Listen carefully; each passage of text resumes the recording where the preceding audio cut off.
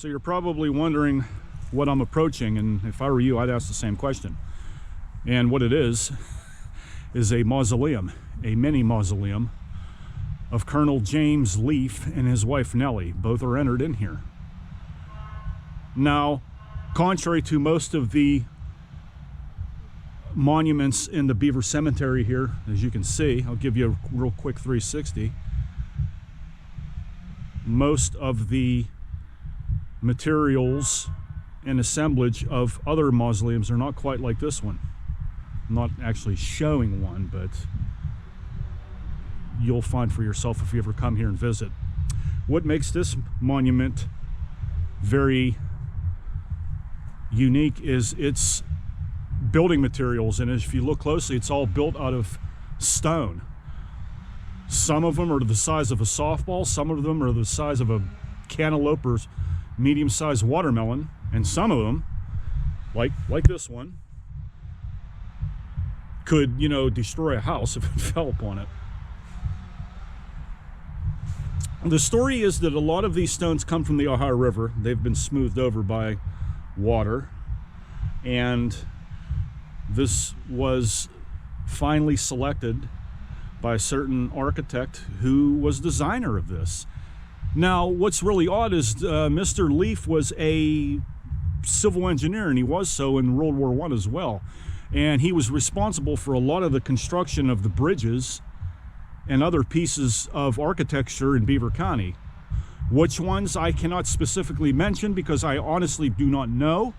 But if you look around Beaver County, and especially our bridges, he had a lot of hand in the construction of these. Now, one of the legends about this place is that in this little small sculpture that I'm about to show you, it's made up of 67 round pebbles representing the 67 counties of Pennsylvania. That's an unsubstantiated claim. It's not written anywhere in any historical documents that I know of or anyone else that I consulted with know of. But here is one of those. I'm gonna try and get close up for you and get my big head out of the way. Let me see here. Bear with me, folks, because I can't see what I'm doing because it's really sunny outside, but I'm trying to show you. Okay. This is one. There's another one I'm going to show you. Can you count 67 pebbles? Well, some of them are missing. There's been a lot of vandalism to this place over the years, but I'm going to show you another one. It's very unique rock, ladies and gentlemen. This is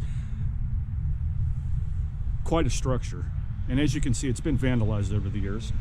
Here's Leaf's name up here, and this is going to be a little bit morbid, but I may be able to show you the inside.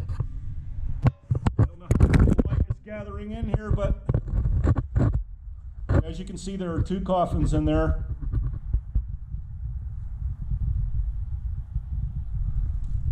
This is what we all get to look forward to. So,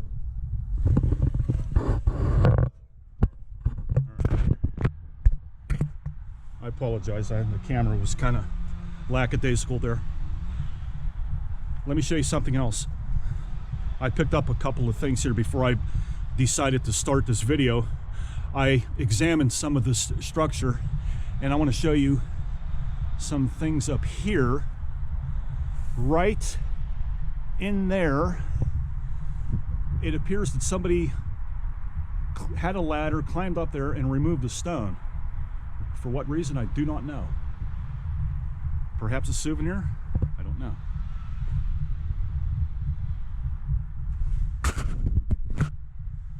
And take a look at this.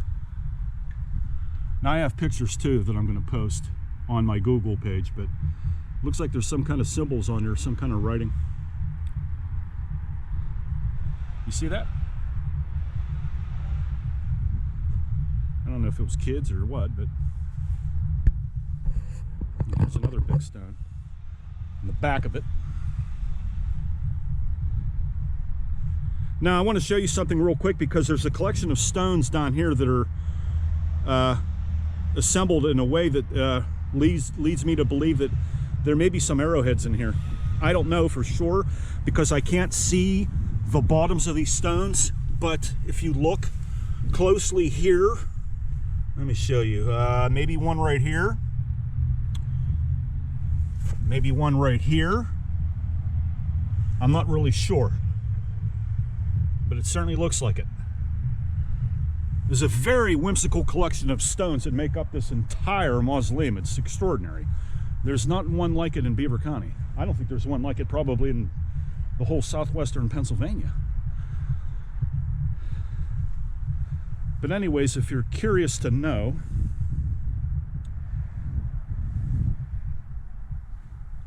Mr. Leaf was entered here in 1949, and his wife died in 1950 at the age of 82. The mausoleum was constructed by a gentleman whose name was Frank Porrio, if I'm pronouncing it correctly, I can't, of Beaver Falls, using these hand-cemented stones. And where he accrued most of these, again, is not in any, it's not recorded in any official document, but it is certainly a unique assemblage of rock. It's just amazing. Even down here. Just look at all this. There's more in here. Something looked like it was a part of something here. This big stone supposedly moved out at one time, but it's been sealed because, as you can see, it's due to vandalism. It says the entrance into the mausoleum is a stone slab swing, but you can't go in there, obviously. He was born in Rochester in 1865, and for you Rochester folks, he's supposedly one of your founding fathers. So you might want to come here the next time in the Beaver Cemetery and pay homage to this man. He did attend Rochester Public School. He attended Beaver High School as well, and he attended Ohio Normal University, from which he graduated in 1888 with a degree in civil engineering. When World War I broke out, he was over 50 years of age, but he planned on and asserted that he would serve his country, which he did. They did permit him to serve, and he was very active in the 52nd Regiment of Engineers, not surprisingly. When he retired from public and civil life, he was a very prominent person here in Rochester and in Beaver for his engineering skills and his knowledge of history and his heavy involvement for veterans affairs in the community.